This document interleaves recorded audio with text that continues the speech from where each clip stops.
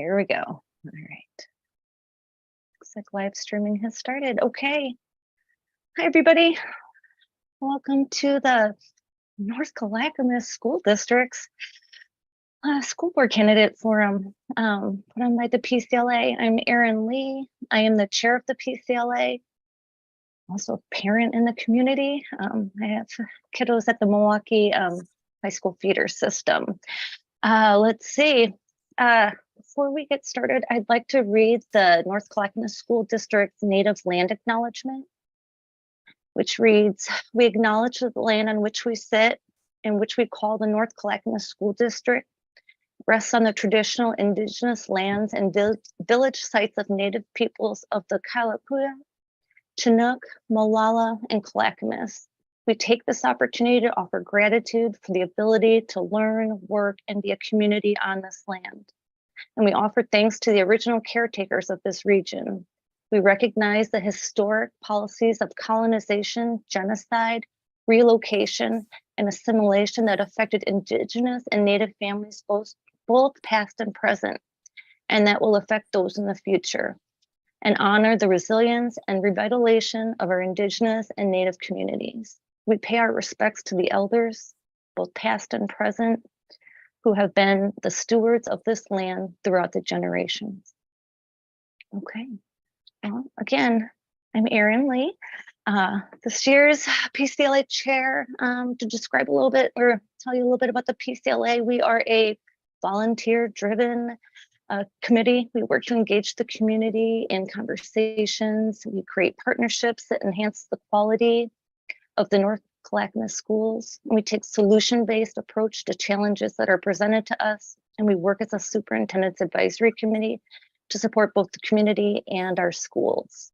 Let's see, we've been around for a long time, but this is the 7th year. We've been around longer than 7 years, but this is the 7th year we've hosted the school board forum, as we believe in the importance of school board elections and the school board, and have sought to engage the community in these elections. We also host other legislative forums and other forums pertinent to our school community. I'd like to thank everyone for participating tonight.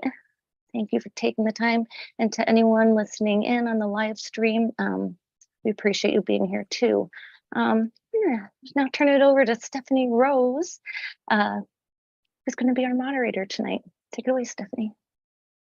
All right, thank you, Erin. Hi, everyone, and thank you for joining us. I'm Stephanie Rose. I am a parent and volunteer in the district, and I've been with the PCLA for, well, since their inception. I've served as chair and vice chair, as well as chair of the Legislative and Funding Committee, and am now taking a bit of a break as a member, but doing moderating for this forum. I really do enjoy doing this moderating for the forum, and thank you everyone for watching. Our school board elections are very important elections for our community. So just to go over a few things before we start tonight, the PCLA works diligently to secure commitments to attend this forum from all of our candidates. We do have 7 of the 8 candidates here with us tonight. One of them is in travel and will hopefully be hopping in if they can. The North Clackamas School District does not sponsor or endorse candidates. The North Clackamas School District is allowing PCLA to host this forum on their YouTube channel as a public service to deliver information. Each of the candidates will be answering questions round robin style. So no one candidate will always start and no one candidate will always finish. So we will have the candidates answer in the order they appear on the Clackamas County website of their filing order. So that will be Paul Kemp, Tara Nelson, if she can hop in with us, Jenna Benaloga, Courtney Swersben, Glenn Wachter, Amy Renner, April Dobson, and Angela Peterson in that order. I will call each of them to start. As I ask the question will also be put in the chat for the candidates to read. The candidates were given one question before this event. It was their introductory question, and they will have 1.5 minutes to answer that question. And then for the remaining questions, they will have 1 minute to answer. So with that, we will go ahead and get going. So the first question is, I should mention totally forgot to do this. These questions came from our community. We put a Google form out and we asked our community members to ask the questions that they wanted to hear from the candidates. So all of these questions came from our community members, and I will read the name of the person who asked the question as well as their feeder system. So this first question for them to introduce themselves is, in what capacity have you been involved, volunteered, or worked in our school district? What buildings or feeder areas did this take place in, and how does this experience make you a good choice for the entire district? That was asked by Jillian McSweeney Nicodemus in the Milwaukee feeder area. And Paul, you can go ahead and start. Okay, thank you. Hi, my name is Paul Kemp. I'm running for position 1. As far as the feeder systems and so on, I have not done a lot of in-classroom volunteer work. All of my volunteer work was at around Clackamas High School and Sunrise Middle School and Happy Valley Elementary. Again, not much in the classroom, but I was incredibly involved in the dance team when my daughter was there for 3 years, and that was almost like a full-time job at times. I also was vice president of the Touchdown Club for 3 years, and also involved with lacrosse. Most of this involved, a lot of it was raising funds for the programs, and also helping host the individual events at home when we had a home game or home competition.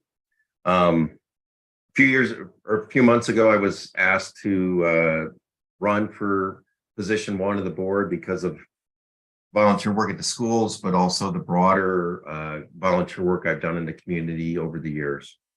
And because of that, I think the broad background I have would make me a good candidate. My daughter's also a teacher. I've been encouraging her to be a teacher, and she's been a teacher now for 9 years, and I'm extremely proud of her. I have a lot of teacher friends. I'm an avid reader myself, and my daughter and I, at the end? Yep. Okay. Thank you, Paul, very much. All right, we will move on to Gina. All right, thank you. My name is Gina Benaloga. I currently serve in position 2 and am running for re-election. I have volunteered in the district for 23 years, starting as a classroom parent and a volunteer with Campbell Rao in Milwaukee High School. I've been grad party chair for both of my kids, PTA officer, been volunteer coordinator. I was on the boundary committee, the budget committee, and the legislative agenda committee. I've been involved in Stand for Children and PCLA when it comes to our bonds and levies, and I've been a building captain for those. I advocated in Salem many years, for decades actually, advocating in Salem for stable funding. I've been involved with mock interviews at Putnam and Milwaukee. I've done food drives at Happy Valley Middle School. I've helped set up for the dinner at Billquist. I've done art projects at several elementary schools, and I've been a college essay mentor to help kids write their college entrance essays. I am invested in all of the students and the families and staff. That's why I feel that I'm a good choice for the entire district. It's not my journey or my legacy. It's about the journey and the elevation of the entire school district. And I believe in true collaboration, and I'm ready to continue that work for the next 4 years. Thank you. Thank you, Gina. Courtney, you can go ahead and start. Hi, my name is Courtney Swersben, and I'm running for position 2 on North Clackamas School Board. Our schools are in need of some serious change in leadership, and I'm running to break the mold and bring back accountability and unity. My kids are both within this district. I have volunteered through Sunnyside and Mount Scott Elementary School on different school field events. I have volunteered for numerous different youth programs, sports programs in this area, including CYF and Extra Pass basketball. Most of the youth sports I have learned to participate, or most of the youth sports I have learned through volunteer work was around fundraising and organizing and community communication areas. I've learned to appreciate the challenges the schools and teachers have in educating our children. I have seen adult politics creeping into our schools, and I will work relentlessly to ensure our students and kids learn in an environment where they can focus on fundamentals of education, such as math, reading and writing, science, and I will engage the community in open communication so all voices are heard, and I will work to unite people and not divide within the difference. Thanks. Thank you, Courtney. Glenn, you can start when you're ready. Thank you. Good evening, everyone. My name is Glenn Wachter. I'm the father of 4 North Clackamas students, and I have 2 precious grandchildren who are on the way to North Clackamas Schools.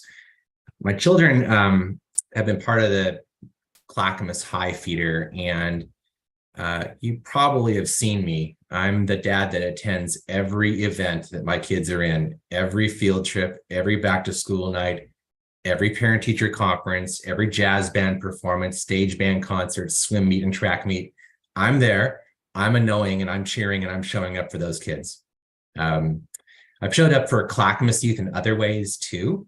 For the last 6 years, I've volunteered on Parrot Creek Child and Family Services Board, and am presently the board chair.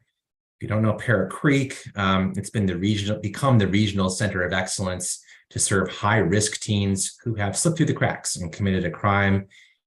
And in that service of Parrot Creek, I've learned that it's imperative that we connect with kids at risk sooner so that they don't fall through the cracks later.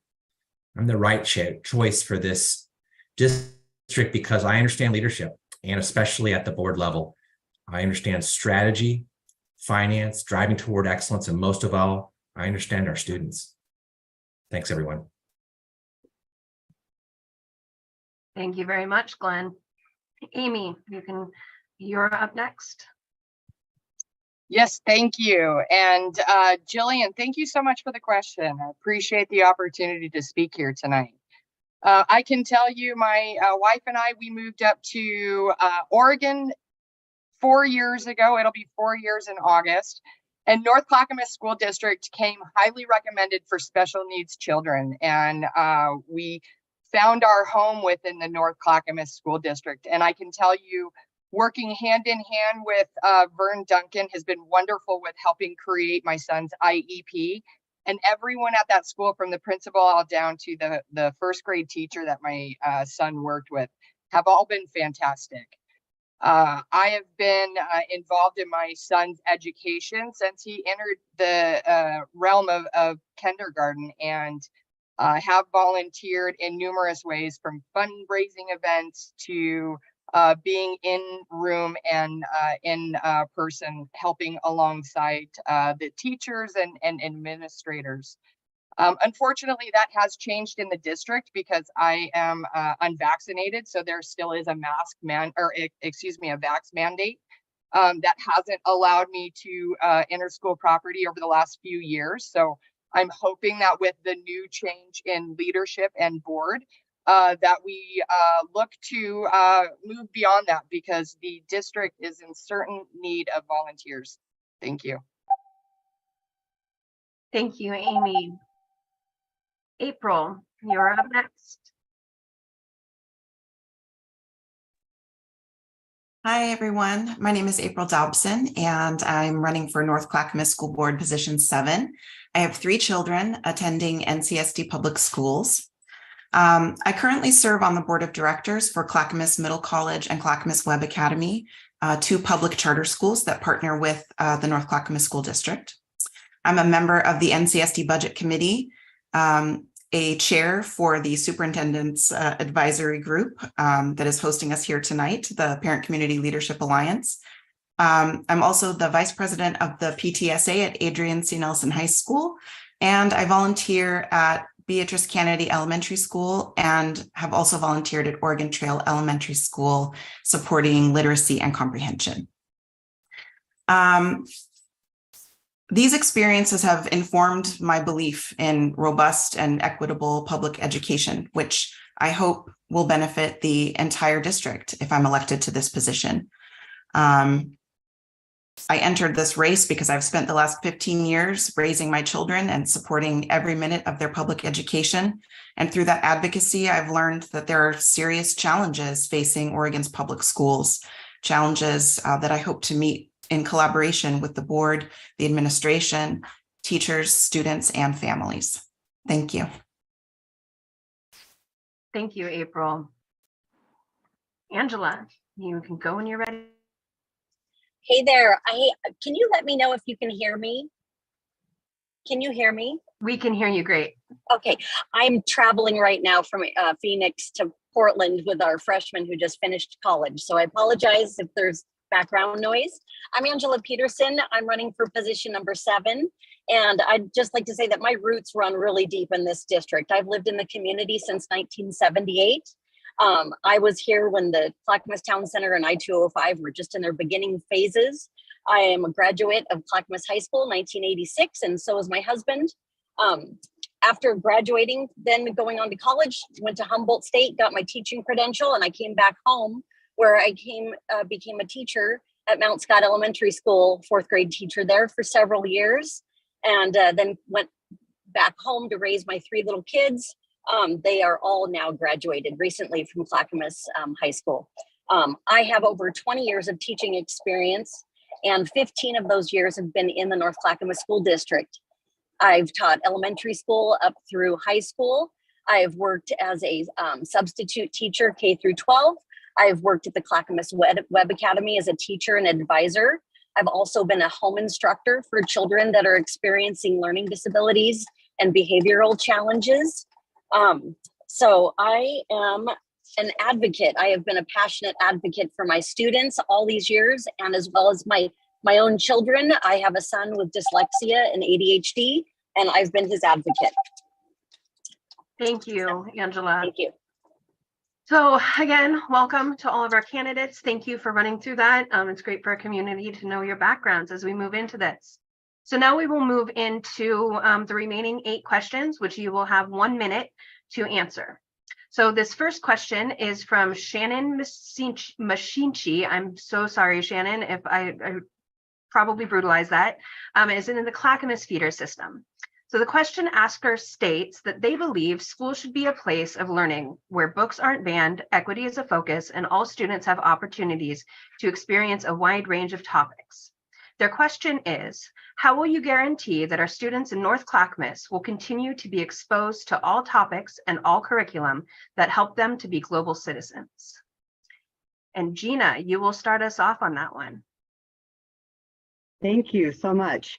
I think that there's several things that we are doing and can continue to do. That we, as far as curriculum, we are on a 7-year cycle for adopting curriculum, and that's from the Oregon Department of Education. The state provides the standards and the curriculum choices, but I also think we have a transparent process where we do have the ability for our parents and for our stakeholders and community to come in and to look at that curriculum. I think that we have also, the board has supported the process for parents to opt their child out. And I think that this is a really important piece, that it really encourages communication with the media specialist at the school so that there is a 2-way conversation about what the books look like in our school libraries and what our parents are comfortable with. And I think that we should continue that and continue to engage our community. Thank you very much, Gina. Courtney, you can start when you're ready. I'm sorry, can you repeat the question? Yes, and as a reminder, the question is also in the chat if you need to read it while this is going on. So the question asker states that they believe school should be a place of learning where books aren't banned, equity is a focus, and all students have opportunities to experience a wide range of topics. Their question is, how will you guarantee that our students in North Clackamas will continue to be exposed to all topics and curriculum that help them be global citizens? Yes, thank you. I think when it comes to, can you hear me? I think when it comes to book banning, it isn't about us banning the books right now. It's about the pornographic material that are within our district. And I think it's important that we realize that the books that we are trying to get out of this district have nothing to do with us banning of the books. And I guess that's all I have to say because I ran out of time. But Courtney, you may continue for 30 more seconds because I was rereading the question.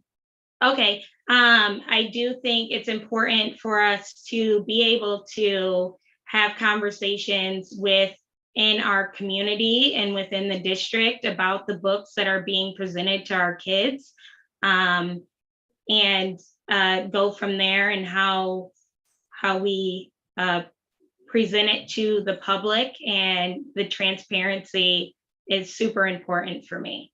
And that's all I have to say. All right, thank you. Glenn, you're up next.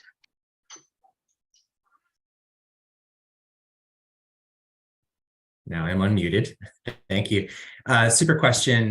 This one I'm really passionate about for sure, because I can tell that Shannon is really asking about how do we ensure that our student graduates are critical thinkers, and so I'm delighted to follow the journey that North Clackamas School District has been on in the equity journey, as well as exposing our students to all kinds of thoughts, ideas to help them become well-rounded critical thinkers. My high school son is in language arts, and I couldn't be happier that they're learning about language arts through the lens of the Harlem Renaissance and Reconstruction. That's the kind of forward-thinking kind of way I would love all students across the country to be able to learn history as it is, the good, the bad, the ugly, and trending towards good. Thank you, Glenn. All right, next up we have Amy. Yes, thank you so much for that question, Shannon. This is my platform in response. I was in attendance at the library service presentation that the board gave on January 12th, 2023. And so I understand the approval process and that it takes many layers of approval, but this is my concern and question to the district is what policy or structure do you have in place to opt my child out of, if I opt my child out of a particular book, but that book ends up in my child's hands from another student that does not have a flag on their Destiny account, which is why the policy that we have in place is a flawed policy, which can ultimately create emotional turmoil for a child if they're not aware of the content of the book that they have started reading, which is why we would like to opt in rather than opt out. We'd also like to create a review committee comprised of parents, guardians, and volunteers within the community before we move forward. Thank you, Amy. April, you're up next. Well, I think the approach to ensuring that students get a well-rounded education with critical thinking is twofold. I believe in books, I believe in science, I believe in educators, I believe in libraries and the National Association of School Librarians, from whom our list of books comes. And I think we both need to support our kids and their seeking out of books that interest them, as well as our educators in providing that inspiring and age-appropriate curricula that prepares each kid for their future and allows them to explore the world through books. Thank you, April. Angela, you can go when you're ready. Yes, thank you. Hey, that's a great question. I just want to take this opportunity to clarify our platform in that we are probably the most inclusive of diversity candidates. We actually want to make sure that it is abundantly clear that all lifestyles and all children and their families are represented in our curriculum and literature. When we talk about wanting to see different communities represented in literature, we are fully supportive of that. we just need to clarify the distinctive difference between reflecting culture in literature and providing the difference in that our district has some material that is obscene and pornographic. And that is an issue that we are not willing to back down on and that we want to have addressed in our school district. So let's continue to embrace diversity of thought, and we can unite our district on that premise. Thank you so much. Thank you, Angela. All right, this next question is from Melinda Snodgrass in the Nelson area. They say, several years ago, the district changed the way middle school math is offered. They took away leveled math classes and put students in the same math class based on their grade. This has resulted in academic gaps in both middle and high school. The question is, what is your stance on bringing back leveled math classes so students, both those behind the curve and those ahead of it, can learn where they are currently? And we will start that one off with Courtney.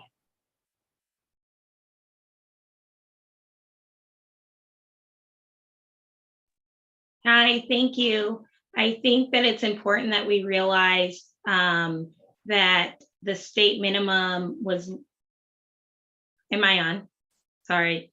Okay, I think it's important that we realize that the state minimum was lowered and they made it to where the students that were learning at a lower level and the students that were at a higher level were all put on the same basis. So I think we need to raise our minimum standards, period, and go back to testing, if that makes sense, to do minimum standardized testing.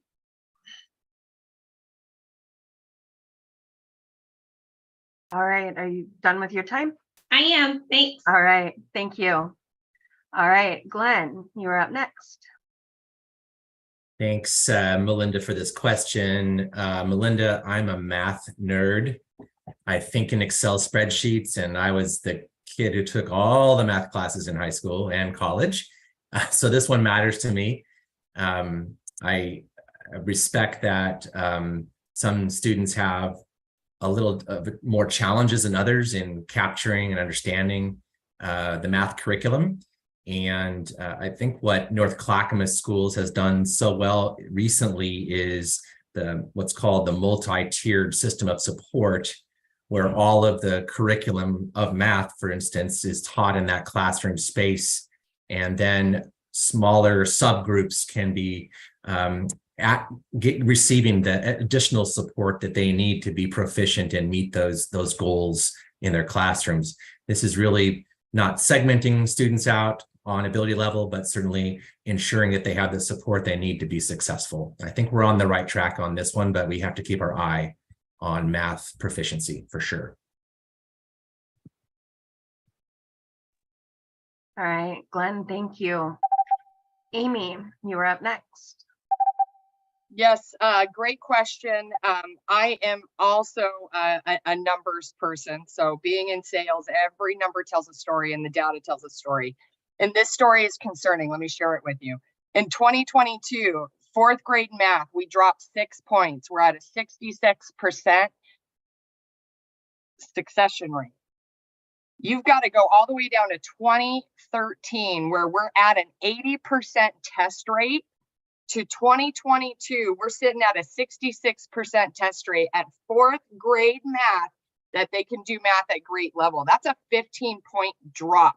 We're going in the wrong direction. So when we talk about bridging that gap and getting these folks up to standards on academics, particularly mathematics, it's because this type of story, this type of data, this type of statistics tells a story that we're not moving in the right direction. And I'm here to move us in the right direction by pulling up academic standards, especially in math. Thank you. Thank you, Amy. All right, April, you are up.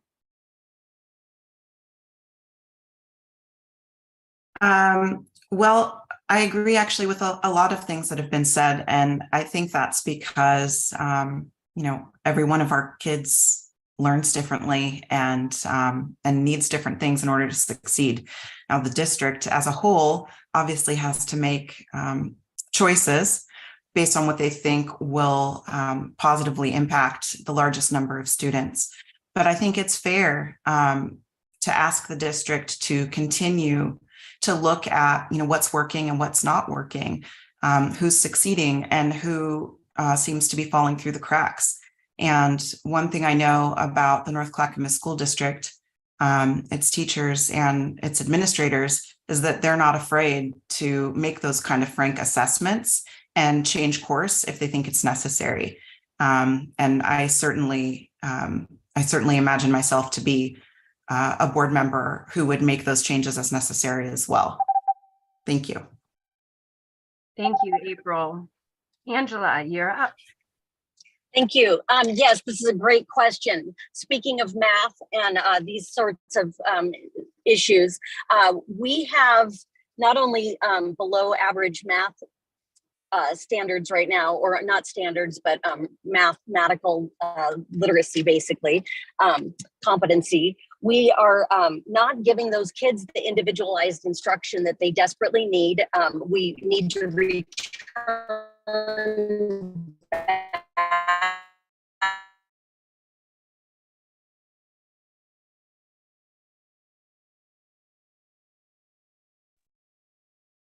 Think we have lost Angela. She is traveling. to catch up to the minimum standards. Oh, they lost me. Well, you're back. You're back. Oh my gosh, I'm going through the mountains. I'm so sorry. Where did I leave off? Okay, can I continue? Yes, please go ahead and continue. Okay. So I guess what I'm getting at is that I think we need to return to the individualized instruction starting at the middle school level. Let those kids excel that are excelling in math, and keep those kids where they need to be that need help catching up. So if we could do that individually, I think that we would retain a lot more students in the district. I know a lot of parents were really disappointed when we changed that model. So let's get back to that. Thank you. All right. Thank you, Angela. And I did allow Angela that extra 10 seconds because of the time that she was frozen for. So just to be clear on that. All right, Paul, you are up next. Yeah, hi. I guess I'm one of those math nerds too. I think my senior year in high school, I took 2 full credit hours of math. I know from doing a lot of math in high school, kids sometimes struggle. I struggled with certain concepts and certain parts of different areas of calculus and so on. So not everybody's going to progress at the same pace. And I'm sure the interruption with the COVID has impacted a lot of students at a critical point in their education. I would say if the testing does not improve and we don't find another model, that perhaps the school district should take a serious look at returning to a program and system that worked really well in the district for all the students. I'm never afraid to look at the data and change direction if need be, as long as there are strong arguments for it, and we have the people in place to maybe return to a teaching method that we had. Thank you, Paul. And Gina, you will wrap us up with this one. All right, thank you. I just wanted to mention that, yes, I actually agree with a lot of the things that we've taught that have been mentioned about math. I will say that one of the things that the district has done is they have delayed the math adoption to give us some more time to investigate. We've done a thought exchange, and we want to really do the research. The district wants to do the research to choose the correct curriculum. In some instances, we have earlier access to algebra, and then it still continues to get our students into calculus. But we also understand that we need to be able to support all of our kids, whether they're advanced or whether they need extra support. And we absolutely do need to look at how we are focusing and teaching math and the supports that we have.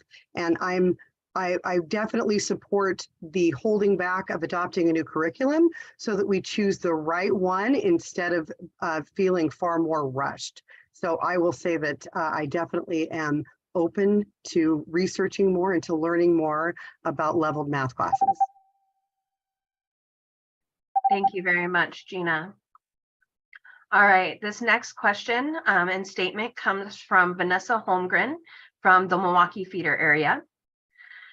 They ask, what is your understanding of social emotional learning and how do you think it is being taught in schools?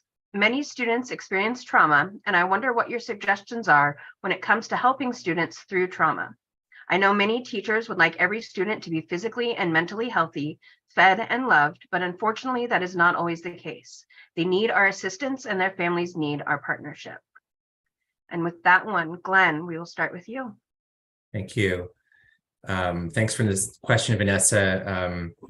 Certainly there's been some trauma in a couple of my kids' experience through schools, and certainly have greatly appreciated the kindness, the relationship building that North Clackamas teachers have provided my kids, and I'm certain all of the children that they encounter. Social emotional learning is important because I believe it shows empathy for others. And that's a lesson that's often missing in our very busy online worlds. It shows human connection, helps students identify with other people and build relationship. I think there's a very positive work to be done here. And it's a way that I think our teachers naturally are inclined to be and supporting their students. But I think it's certainly a policy, a practice within our North Clackamas schools that I value. Thank you, Glenn. Amy, you're up. Yes, thanks for the question. When I look at time, and we look at these students only being at school for an allotted amount of time, I look at whether or not I want my child to dive into academics, or whether or not I want my child to take electives in a certain specialized field. So when I go to answer your question on this, where I like my time or my child's time to be spent is really concentrating on academics, especially during this time of seasonality we're in, because our children are behind in reading, writing, and arithmetic. So when we talk about minutes and preparation minutes, I want all my time to be spent educating, instructional learning with scientific and fact learning curriculum. Thank you. Thank you, Amy. April.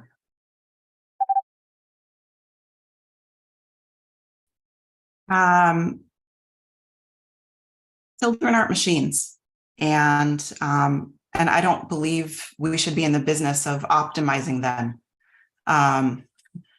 for number of minutes spent on a specific subject. I'm the parent of a child on the autism spectrum.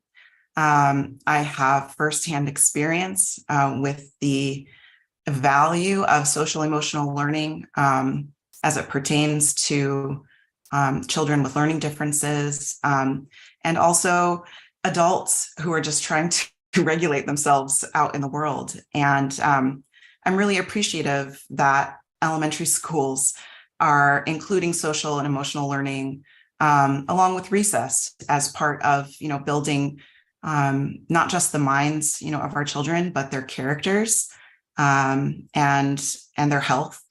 SEL helps establish responsible or maintain supportive relationships and establish responsible and caring decisions made by kids. And I support that.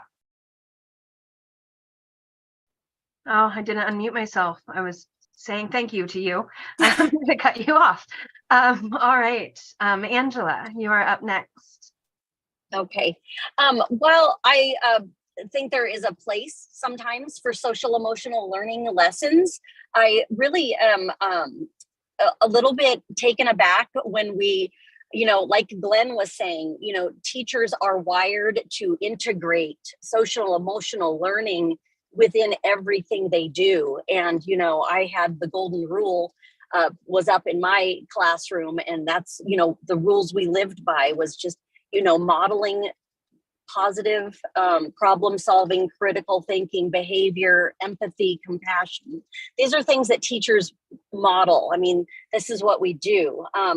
Setting aside additional time for just lessons on social emotional learning, getting to what Amy was mentioning, I think that we need to prioritize what we're spending our time on. I think teachers' hands are full enough with getting to the meat and potatoes of our curriculum, and that they model that social emotional learning every day with their students. So, and I have a lot of experience with traumatized kiddos, so I understand the importance. Thank you. Thank you. All right, Paul, you're up now. Yeah, thanks. It is a good question. I hear about the classroom disruptions for my daughter and other teachers, and kids misbehaving and the impact it has on everybody else in the classroom. So, I think with the impacts of social media today on kids, I didn't have that when I was a kid. I can't imagine how much that affects our kids today, even though they're not necessarily using your cell phone at school. Those things still have an impact on kids. And I think kids probably aren't aware of the impact of things they may say on social media and do on social media, and how it impacts others when you're not seeing a reaction right up front. So while I agree that we need to focus on fundamentals, reading, math, and so on, there are some new challenges in our environment now, and I think they have to be addressed with the schools. And kids need to learn the skills to be. Thank you, Paul. All right. Gina, you're up next. Thank you. I would also echo some of the sentiments of that we live in a different world. We absolutely want to focus on our fundamentals and our reading and writing and math skills. However, we also know that we need to raise good human beings, and we need to educate our kids to be global citizens and to be good citizens. And I think that part of that comes from learning to regulate and to relationship build. It's so important that we create those relationships at an early age. And even as they get older, when our kids maybe tend to ask for help in many different ways, we need adults and caring people and caring staff in the school that have built those relationships and built those trusting relationships with our students so that they know that there's someone to go to. So I do believe that I believe we can do both. I think we are doing both, and I think we can continue that good work and help our kids through some very difficult times. Thank you. Thank you, Gina. And Courtney, you'll wrap this one up for us. Okay, thank you. I appreciate the question, Vanessa. I, as a parent with a student at Rock Creek right now, there's a lot of social, emotional not classes she's taking, electives, I could say. But I also think that we need to bring that back and focus on the fundamentals of education. That's really important for me right now, as she is behind in mathematics and reading. I don't think that social topics should be brought within our district and be in the classroom. I think it's important that we focus more on teaching our kids how they are going to get through how they're going to succeed at life, I guess. Thank you, Courtney. All right, our next question is from Shauna Zawadski, and they are in the Putnam feeder area. And the question is, what are your thoughts on the current and proposed budget for the district? How would you determine your budget priorities? And we are going to have Amy start us off on that one. Thank you so much for the question. When I look into the financials that are publicly out there, one website, Public School Review, it's showing us that we're overspending and underperforming. We are spending at $23,000 per student when the state average is $15,000. We're pretty much on parity with revenue, but when you talk about determining budget priorities, my ultimate priority is to make sure that we're maximizing student productivity, but also taking into consideration taxpayers that approved bond measures, such as bond measure 3541, that projected in a 5 years time, we'd have 18,000 people enrolled in this district. You guys, we're under close to about 5,000, okay? That's a 3% shortfall. Where do you think they're gonna come up with that money and another bond measure by your tax dollars? Thank you, Amy. All right, up next we have April. Well, I don't know that I'm going to answer this question in the way that the questioner intended, because I am on the budget committee and I am receiving on Monday a copy of the budget to look over. But when people talk to me about the budget and the way that we're spending money, the thing that I focus on the most is how little money we actually have to spend.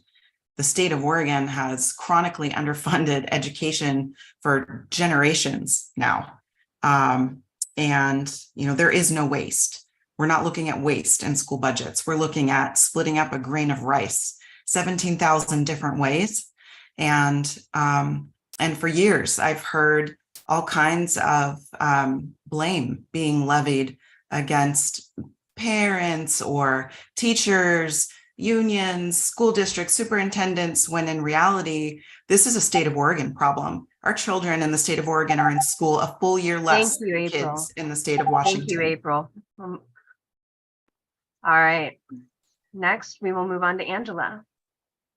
Yes, I want to piggyback on to Amy talking about the data that we have on overspending in our district than the average of other districts in Oregon. We have lost a lot of students. A lot of that enrollment decline falls on the backs of our current leadership in the district. We need to find out why so many families are leaving our school district.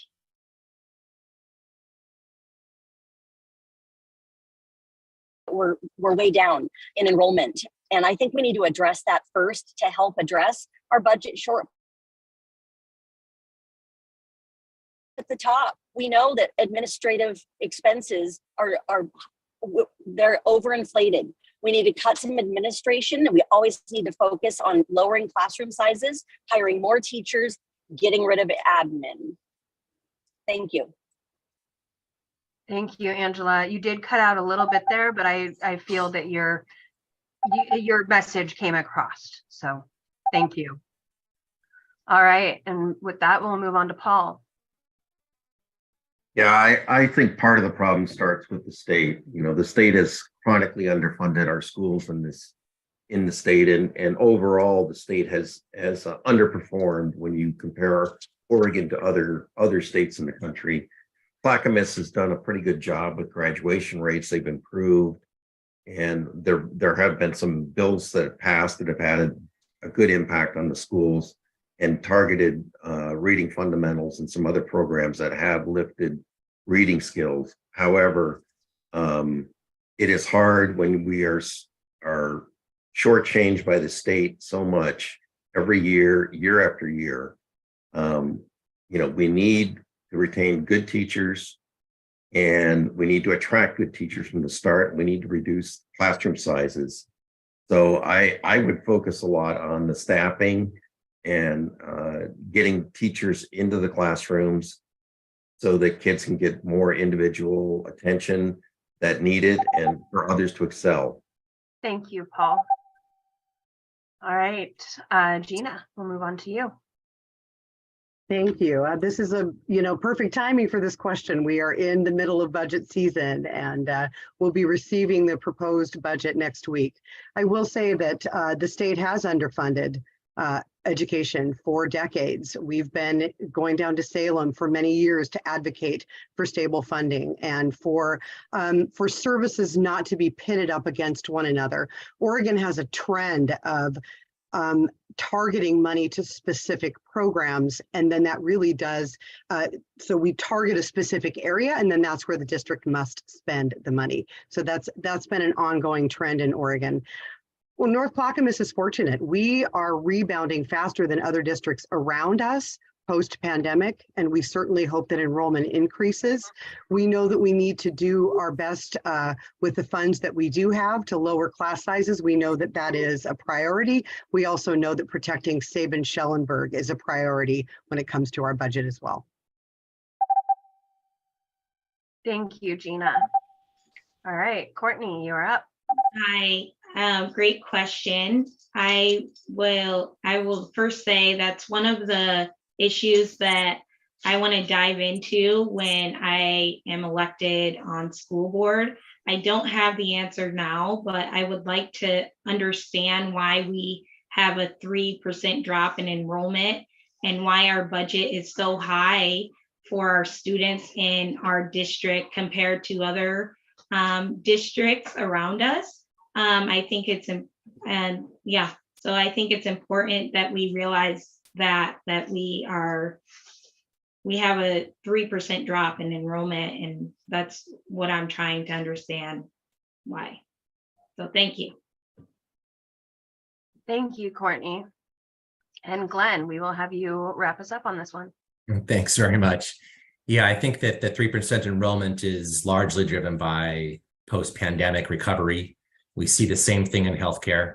It's not exactly the same space or industry, but there are some similarities. And in fact, even my pharmacy company that's owned by Providence had to essentially cut back significant leadership roles, several $1 million of leadership roles, not caregiver roles. And I think the same might be a good parallel to think about the school district too.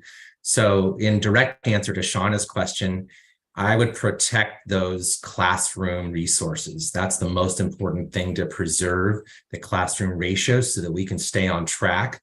And the options and variety of programs through Milwaukee Arts and Sabin-Schellenberger are also high priorities. Thank you, Gina, for calling that out. That's where I would put the dollars that we have to protect and preserve. Leadership goes first.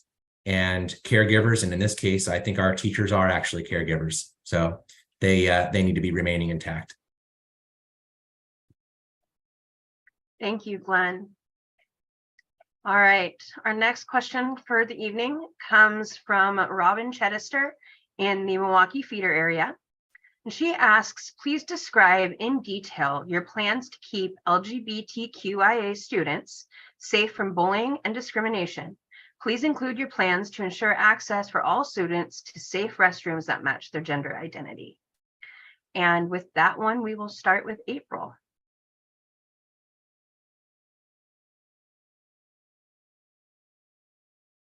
I think that the North Clackamas School District has been a very welcoming district for LGBTQIA students.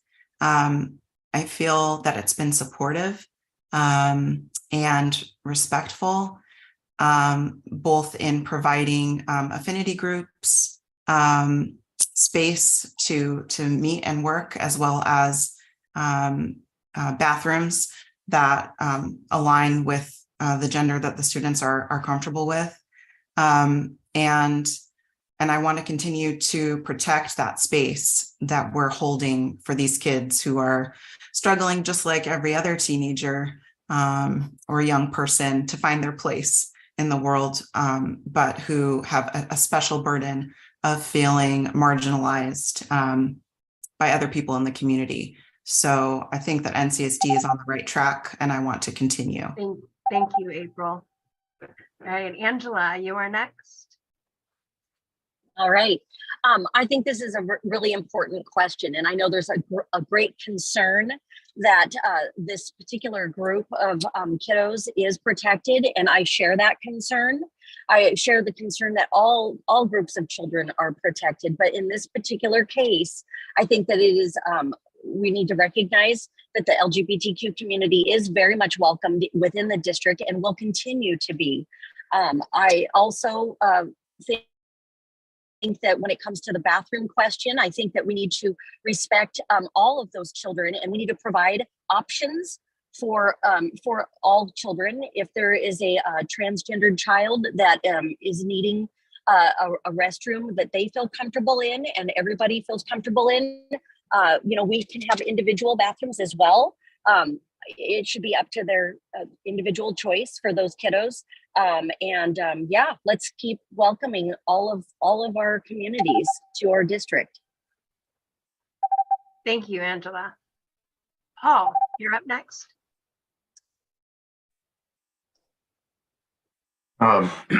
Yeah, I mean, I think the district, from what I've seen of their equity plans and inclusiveness plans, we have a pretty good program in place to welcome all students regardless of their identity and their background. And hopefully, some of the social emotional learning that kids may get earlier in school would come into play later on in their schooling. I would, we see it in public facilities and private businesses now where they're providing separate restrooms or just individual restrooms. That may be an option. Sometimes that's hard to fit into older schools, existing buildings, but there certainly are ways that can be accommodated, both with the rooms themselves and then with policies within the school district. That should be able to work for everybody. Hopefully everybody, we want all our kids to feel safe in school. Thank you, Paul. And Gina, you are up next. Thank you. And I agree with Paul that this goes back to our social emotional learning and teaching empathy and teaching to be good citizens, that this is all about relationship building and having our kids feel welcome and safe and comfortable at school. I think that we have been, the district has been policy driven and really focused on equity and inclusion. And I think that that's such an important aspect. It's not just the way they talk, they think that way, and we create policy and we choose curriculum based on those things. I think we also need to continue to support affinity groups as well as having a diverse staff. Having a diverse staff helps all of our students in the buildings. And I think that as far as the restrooms go, we do need to make sure that our students feel comfortable, that the restroom that they are able to use and that they feel comfortable using. And I do think that wherever possible, using the funds and the space allotment that we have, finding restroom options for all of our kids. Thank you, Gina. All right, and up next we have Courtney. Hi, thank you again. Great question. I think that all kids need to feel safe and protected in a school environment. And when it comes to them, the bathrooms, I think that they need to be able to have a safe space in all of the schools for them to use the restroom. When it comes, and I just wanted to point out when it comes to what Jenna said about the diversity and equity groups, I have gotten a different perspective on that within this district. I think it's very divisive and it's segregating our kids to be in these affinity groups, and they are seeing each other as different. And I am not with that, and I don't think that that's okay. Thank you, Courtney. All right, Glenn, we will have you up next. Yeah, I don't see it that way. I actually see it the very opposite way to what Courtney shared, but that's neither here nor there. I think affinity groups are highly valuable. My children, who don't look a lot like me, they're African American, and And they really value those sorts of community groups to be part and welcomed and recognized. And I don't see it in any way changing the way that they interact with students outside of those affinity groups. I don't think that's right at all. But in terms of restroom access, I think we are on the right track here as a school district. Got a call from a principal of our middle school maybe last year. And I thought, uh-oh, one of my kids has done something. And he complimented my daughter for being not a bystander, but an upstander. And I think that's really what we're aiming for, to help all of our students understand how to support each other, the opposite of bullying. Thank you, Glenn. All right, and Amy. Yes, good question. And Glenn, great response. I fall under the LGBT realm. So when I am in my day job in corporate America, I stood on the Equal ERG committee and worked hand in hand with the Human Rights Campaign and the Trevor Project. So I am very adamant in advocating for the folks underneath that umbrella. And I will continue to advocate. As far as safety, bullying, and discrimination, I think that every student, including that LGBT affinity group, needs to have the safe guidance and be able to feel safe while attending school. So not just, bringing just the LGBT, but all affiliated groups together must feel safe. And every other social media post that I'm reading, there's some sort of bullying happening within the school district, and we need to hold people accountable. Thank you, Amy. All right, for our next question, this will come from Heather Ray in the Putnam Feeder area.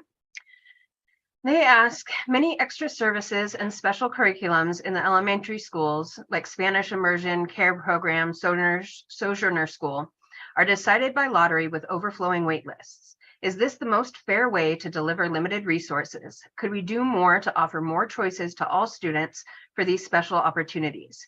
Would you consider taking a look at this process and offering improvements? And we will have Angela start us off on that one. Oh, thank you. That's a really good point, and she makes that's a concern. I hear what she's saying, and I would be definitely open and wanting to discuss problem solving of how we could reach more of our students with those specialized school services that those charters and magnet schools provide families.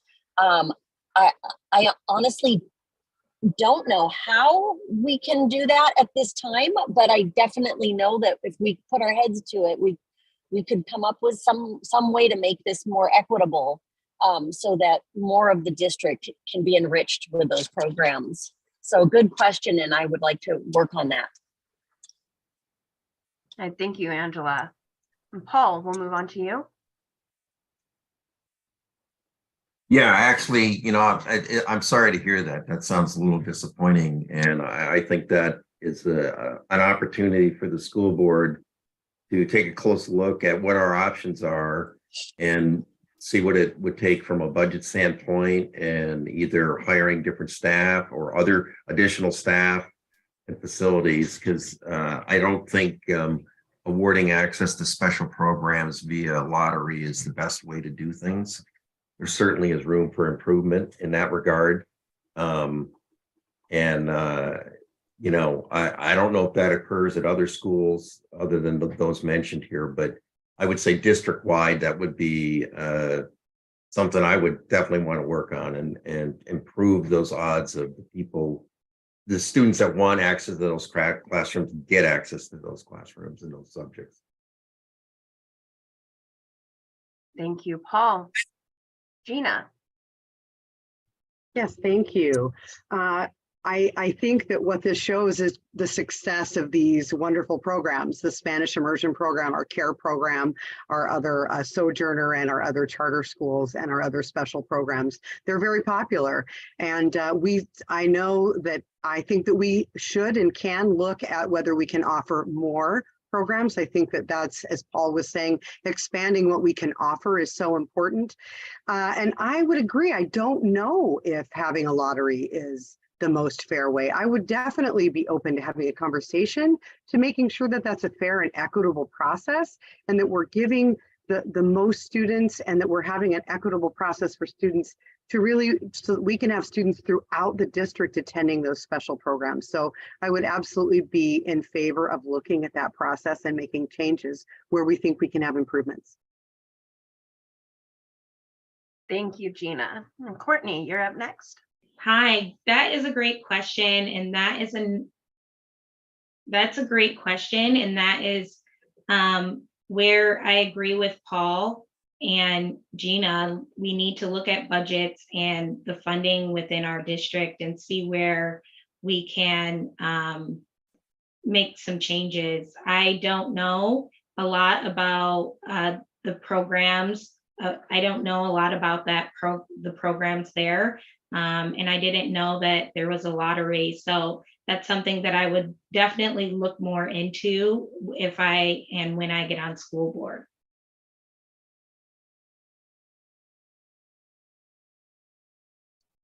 All right, Courtney, thank you. And up next, we have Glenn. Thanks for that question, Heather. I don't think that I have anything substantive to add to this, but certainly it underscores the continuing two themes I'm hearing tonight. Clackamas schools have a lot of fantastic programs that need to be continued and expanded, and budgets are tight, right? So I think we're going to have to figure out some other solutions and evaluate whether lotteries are the best way to do it, but probably for now, I hate to say it, it might be the only way to do it in a tighter budget season. All right, thank you, Glenn. And Amy. I don't really have anything different to say. I think Glenn, Gina, Paul, they nailed it in terms of their response. Everything in terms of special education or extracurricular activities in North Clackamas is top notch. And, that does go hand in hand with the diversity and inclusion. Out of 30 school districts, North Clackamas is number one in diversity. And that's something to certainly be proud on, not only in people and personnel, but also in the programming. And that's where, we develop the young critical thinkers of today that will go out and be the entrepreneurs, into the next season of their life. And with that, does come, a stringent look at the budget. And I can tell you that I'd be here to work cohesively and collaboratively with the people on board to bring that harmony together. Thank you, Amy. All right, April. Well, we're back on the topic that gets me, most fired up, which is that, we don't have secure and stable funding for public schools in the state of Oregon. The state of Washington does. And as I was saying in an earlier question, they're not asking themselves the questions that we are asking ourselves today. Their students, K through 12, get to spend an entire year longer in public school than our students do because the state of Oregon can't afford to keep our schools open for a full quality education model level school year. So while it would be wonderful to expand these programs, there isn't the money to do it. And unfortunately, since medieval times, lotteries have been the way to, in a completely unbiased way, choose who gets to do what. And that's the kind of situation we find ourselves in, medieval funding for public education in the state of Oregon. And we need to lobby hard for more money from the state as members of this school board. All right. Thank you very much, April. All right. Our next question comes from Corinne Escobar in the Nelson feeder system. And they ask, as a school board member, what will your top 3 priorities be and why are they important? And we are back to Paul to start us off. Well, the three main issues that I'm concerned about. One is school safety for everyone, for the teachers, the staff, administration, visitors, and most of all the students. And that includes during the school day and at after school activities and sporting events and so on. And for our visitors. One of the other things is I want to make sure people understand, our students understand the fantastic course offerings at Sabin Schellenberg and how those can lead to really good careers right out of high school. There's a real high demand in our local community for people with those skills. And I see that every day in my work life. The other thing I'm really impressed with is the school district's equity plan and inclusiveness plan. I work in the most diverse workforce I've ever had in my life and the most connected. Kids need to learn how to do that. And Thank you, Paul. All right, Gina. Yes, thank you. I think we need to focus on the success of every student. What does that look like? And that means that we need to focus on our fundamentals. We also need to focus on their emotional health and the safety at school. I think that's paramount. We know that supported kids, kids with relationships within the building, kids that are able to access healthcare, we know that they learn better and we know that they succeed. Secondly, we need to I'm going to echo April again. We need to go to the state. We have been advocating in Salem for years for stable funding. Our students do go to school 1 year less than students over K-12 than students in Washington. And we need to do something about the way we fund schools in Oregon, and lobbying and getting our story down to Salem is so important. And lastly, I think we need to focus on a diverse staff that wants to remain in North Clackamas. We want to have staff members that care about our kids because they know that, and they're in the classrooms knowing that the district and the board and the cares about the staff as well. Thank you, Gina. And Courtney, you're up next. Hi, I think the three most pressing issues are the lack of inclusion and a need for greater accountability and parental involvement in our system, in our school system. As a board member, I will promote welcoming and open and loving environment for all students, regardless of their race or background. And I will work to ensure that school board remains focused on high education standards and not politics. And it's being held accountable to families and the community. Thank you, Courtney. All right, Glenn, you are up. Just want to thank Corin for leaving the last question to be a nice open-ended one that we can talk about what we really prioritize. Thank you, Corin. I can't help but think about the current environment that we're in right now with having to do more with less. And so certainly one of my top priorities is to be an active part of that budgeting process and financial decision-making process as appropriate for a board member. I know there's committees that do a lot of this work and talented finance directors that advise them. So there may still be some hard decisions ahead. And I plan to support that with the intention of really driving ahead to achieve better literacy achievement goals, especially in the third grade reading level. My goodness, that unlocks the whole world to our students if we can really achieve that literacy goal. So those are the top two things, and ensuring in the safe classrooms.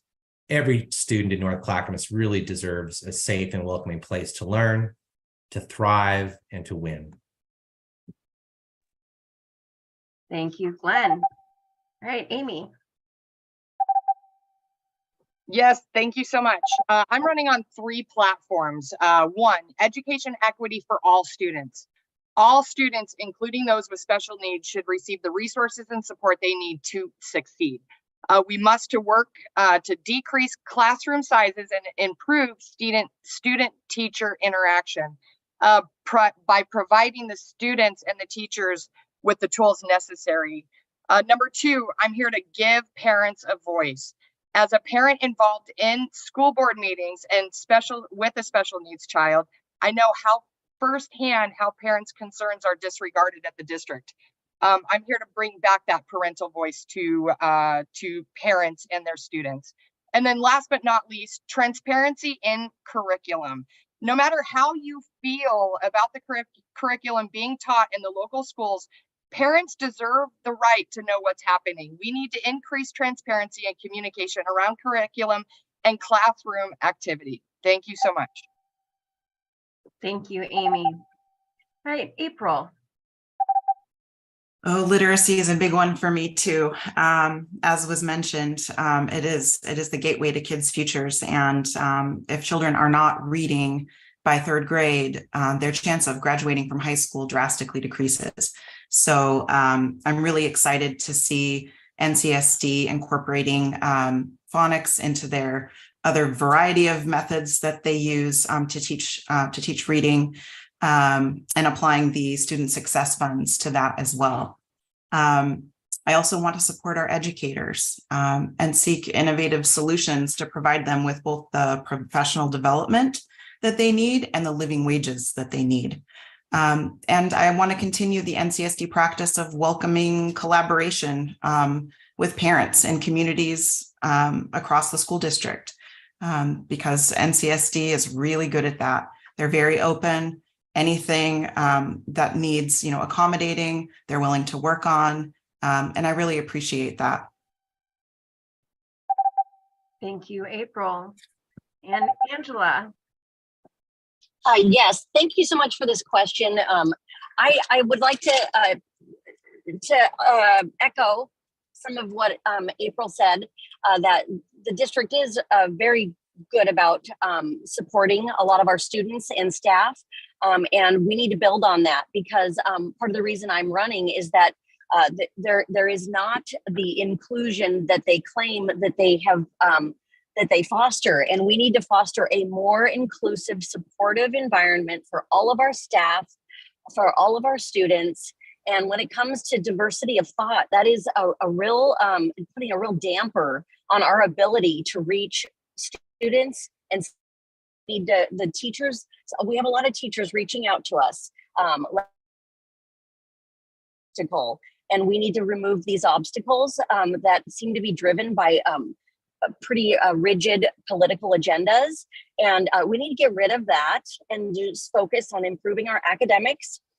We need to find out why we don't have. Thank you, Angela. Sorry. Thank you. Good. All right, we actually do have one more question, and this is the one we're going to end on. We felt it appropriate because it is a question that a student asked. So this was asked by a freshman at Nelson High School, Odin D.P. Trantonio. I'm sorry with the last name. So the question is, North Clackamas prides themselves on being student-centered. How has your work centered around all students of North Clackamas and their needs? How do you continue to serve the needs of all students in our district? And Gina, we will start with you. All right, thank you. Great question to end on. Again, I have focused on the success of all kids and the relationship building that we need in our classrooms and in our buildings. And I think that that is so important. There's so many ways for us to serve the needs of our students and also to serve the needs of our staff. And I think we need to focus on all of those. Early literacy is such an important aspect. And I'm so thankful that the district has taken up the Literacy Institute, and we have 200 teachers that participated in that last summer. We've really focused on professional development around early literacy. And I also think that continuing to support the arts in the district and continuing to support Sabin Schellenberg for our Career Technical Center is so important. We know that that enhances and increases our graduation rates. And I think that really focusing on our engagement specialists and the ways that we engage our communities and our families at each school. All right, thank you very much, Gina. And we will have Courtney follow up. Hi, this is a great question. I think for me, it's important that you realize that I've spent a lot of my time in this district centered around sports and making sure that our children and the children around us have the best experience when it comes to that. And I also believe in having great programs for education when it comes to reading and mathematics. I think it's great. Like, we in our district, our kids have gone far above expectations when it comes to the business program and when it comes to the basketball program. So I will continue to try to hold that standard. Thanks. Thank you, Courtney. And Glenn. Odin must be a very forward-thinking young person. My hat's off, Odin. You're thinking about the end in mind, outcomes and options for yourself and others. Thank you for the question. My work in this space is, I think I would probably reference the Parrot Creek Youth and Family Services work, where certainly those teen boys need options. They need pathways back to success. And so I've been invested for about 6 years as a board member, trying to make sure that they have access to school while they're at Parrot Creek in the residential facility, as well as other supportive behavioral counseling options. So that's where my work has been. But looking into our district now, I really value student voice. Thanks for your question. I think that needs to remain a vital component of our board work, and preserving and protecting the multiple options that our students have access to in North Clackamas, such as Save and Schellenberg and Milwaukee Arts, and so many other things that are so valuable about our district. Thank you, Give Glenn. students options. Thank you, Glenn. All right, Amy, you're up. Hey, Odin, great question. How will I serve the needs of all students? I'm going to go with academics. We give you guys the tools and guidance and curriculum and, the support from educators, administration, and we watch you flourish by being able to read above grade level, by being able to do mathematics above grade level. And we're going to watch your confidence rise. And when your confidence rises and you're ready to step on that stage at graduation, there's going to be no fear, no anxiety, no depression. When you roll into your 4-year collegiate school or a community college, or you roll into a trade school and you want to start making money right off the bat, you're going to be ready for that. And that really starts with getting you guys caught up in academics. Thank you so much. Thank you, Amy. All right, April, you are up next. Well, I'd like to focus on, I think, 2 points of contact for students, because I want to increase this, two-way communication. And one of those is with educators who, they reach more of our students than any of us sitting on the board ever will on a regular basis. So I think it's important to make sure that they get that professional development that will help students achieve success. And then I think I'd also like to encourage student voice as part of our North Clackamas School Board. And one of the things that I'd like to look into if I'm elected is adding a student voice to our board. I know other districts have done it. I think it's a valuable way to collect information and from our biggest stakeholders, our students. And I look forward to our board meetings being an environment where they can safely contribute. Thank you, April. Angela. Yes, this is a multifaceted question and I love it. I am student-centered, and I think that if we look at that holistically and we meet the students' needs academically, emotionally, and just that they feel like they're part of the community, and I think that comes with us listening to them, listening to what they need. Like April said, I love the idea of bringing them to the school board and providing opportunities of maybe communities of students from each school to come and share with us things that would help improve their educational experience. Definitely providing robust extracurricular activities and programs that enrich their lives. And yep, that's where I would focus, is just listening to what the students need. Thank you. Thank you, Angela. And we will have Paul be our last question answerer of the. And thank you. Yeah, good question, Odin. You know, a lot of my volunteer work hasn't centered around the school district as much. It's been probably a broader area of the metro area, but you know, I was in the Big Brother program for 2.5 years. I was a Cub Scout leader. I worked with several Eagle Scout students at Clackamas when they were going through that to earn that badge. I've also worked with Students Demand Action leaders here in Oregon and nationally. And I've also worked at Union Gospel Mission and seen entire families coming in to get meals there. And it's pretty heartbreaking. I've also done a lot of volunteer work out at Camp Numano, which is a camp associated with Campfire, and it's open to a lot of kids year round and a number of other activities.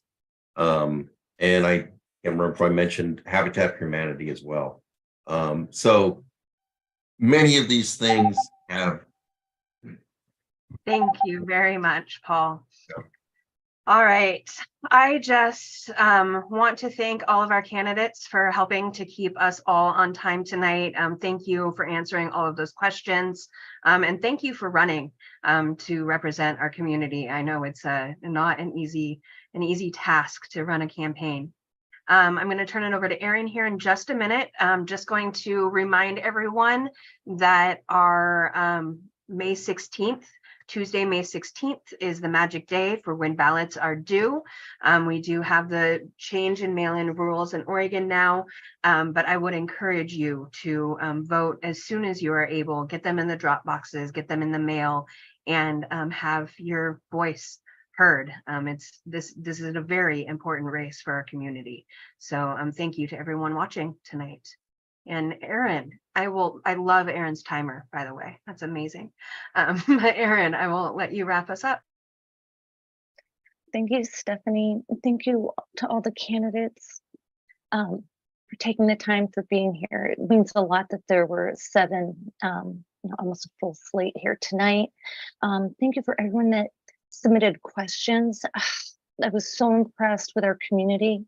Thank you for taking the time to do that. And thank you for moderating, Stephanie, and for a great forum. Like Stephanie said, May 16th, vote, tell your neighbors to vote, and then have them tell their neighbors to vote as well. And if you are interested in finding out more information about the PCLA, you'd like to do some legislative and funding work and to hear about budgets and fun things like that, you can take a look at the district's website. Look for the PCLA. You can sign up for our email list and you will find out more information about that. And I'm going to go ahead and say this forum is adjourned.